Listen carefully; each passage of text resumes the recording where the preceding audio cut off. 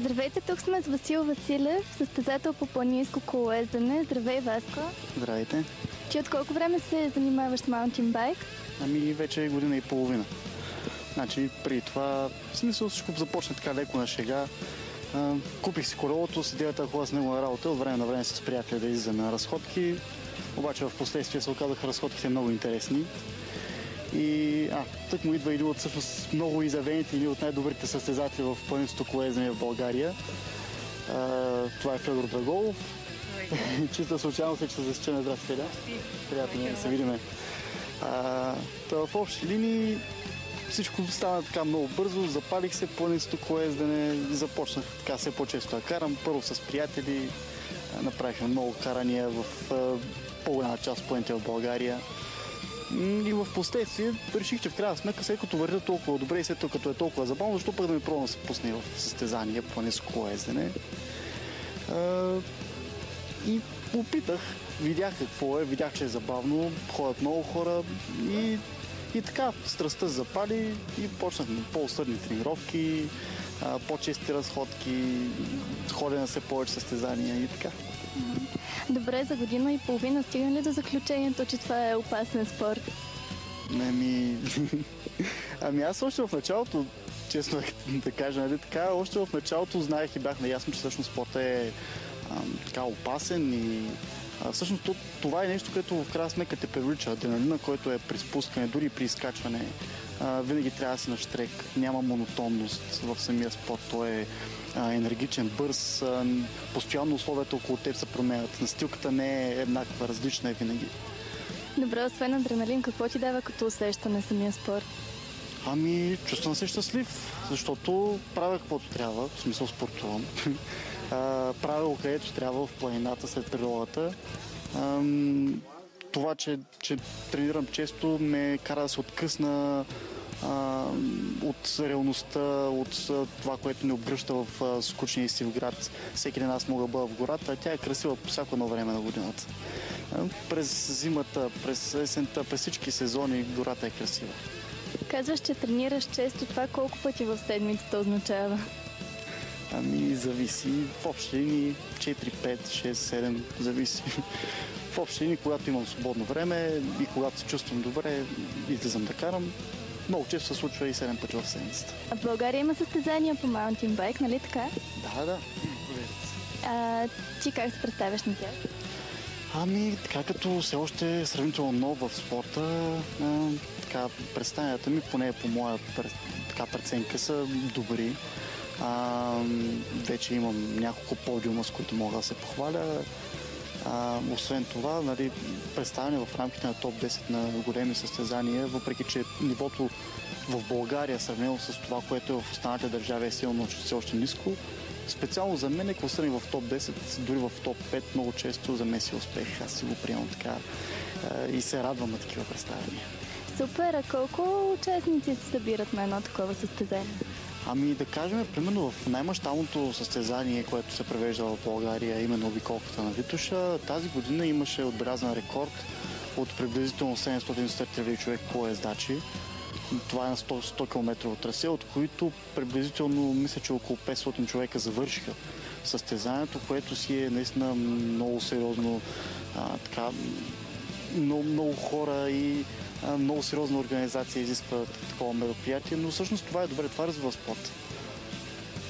Добре, сега да си поговорим малко за екипировката, която ни е нужна при карането на маунтинбайк. Обясни ти как си се екипирал сега от главата до петите. Нека започнем с най-важното, именно протекцията. Задължително е да се кара с каска. Каската е задължителен атрибут. Някой мисля, че това е смешно. Всъщност тя дори е естетична, изглежда добре, дори момичета не се радват, като ни видят с каски, защото сме по-интересни, другите карат без каски. Ние караме с каски и изглеждаме по-интересно. Другото, което е като атрибут, са ръкавиците. Доколко помагат ръкавиците, до толкова, че ако паднеш, няма да свалиш кожата на ръцете, което в последствие е много болезнено. Другото, което е важно, е като екипировка облеклото. Принципно не, че не може да се кара с друго облекло, но е за предпочитане изкуствените материи, като полиестери, нейлон и други такива изкуствени, поради простата причина, че те не задържат потта. И това ти дава така един допълнителен комфорт. Но това е, нали, вече когато занимаваш на по-професионално ниво, така за по-аматьорство, по-любителство ниво, с по-нормални дрехи не е проблем. Другото по-специфично е клина, то е с специално парче, което е изработено специален материал, който идеята му е вибрациите, понеже се пак караме на неравен терен, макар че при другите видове колезене също го има. Парчето, които се предават за седалката на задните части, да ги убира допълнително и да внася един допълнителен комфорт. И за обувките да ни кажеш с какви обувки трябва да караме? Обувките преди всичко трябва да са удобни. Любителите колездачи казват с така наречените платформени педали или обикновено казвам класическите педали. При нас, ние, които караме така малко по-бързо, спортистите караме с малко по-специални или така наречените автомати, клипсови педали. Те се закопчават за обувката. Като самата обувка съответно също е специална. Тя има със специална изработка, има специално парче, което е към нея, метално, и те се закачат самите обувки за педалите. Идеята е, че с този тип обувки може не само да натискаш, но може и да дърпаш, да буташ и в общи линии да затвориш кръговото движение на колелото и на педалите като цяло. Добре, за колелото, освен че педалите са различни от нормалното колело, което повечето от нас са карали, какви други разлики има? За да бъде пригодно за така по-сериозни натоварвания и за да бъде така по-добър състезателен велосипед, важното при него е от една страна теглото на самия велосипед. Сама ще видиш малко, що е много леко.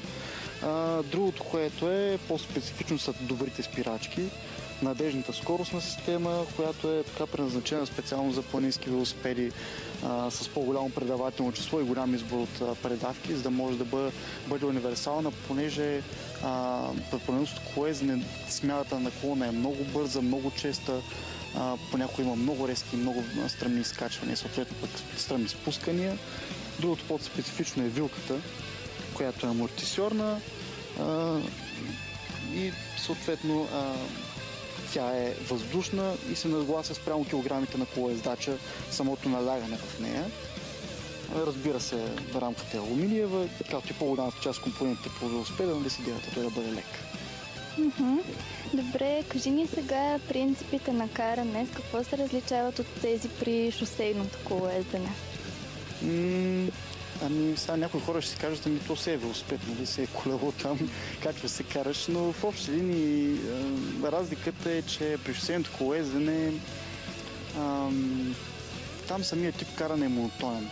Самата смяна на наклоните може да бъде честа, но най-често се случи е рядка и има дълги изкачвания, съответно дълги спускания и така нататък. Докато при нас смяната на условията на настилката е много честа. Заради това обикновено кормилата, с които караме, са прави и доста широки. В случая моето е 680 мм широко. С идеята е да може да се осигури по-добър контрол върху велосипеда при преодоляване на препятствия, при изкачване, при спускане, при всякакви условия.